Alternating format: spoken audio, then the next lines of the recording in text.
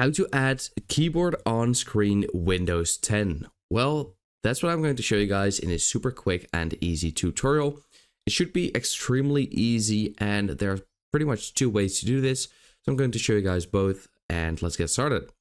So first of all, the easiest way is whenever you are, just go to your taskbar at the bottom and then simply click right click on it and then click on show touch keyboard button.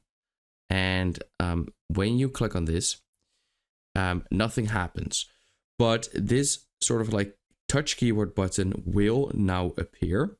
So if you click on here, your keyboard will open up and you have a couple of different options. So you have this copy and paste, you have this microphone option, and you also have the settings where you can change the keyboard to whatever you would like, pretty much. You can even write over there. And then what you can also do is simply like deattach it, just like that. And that's super easy.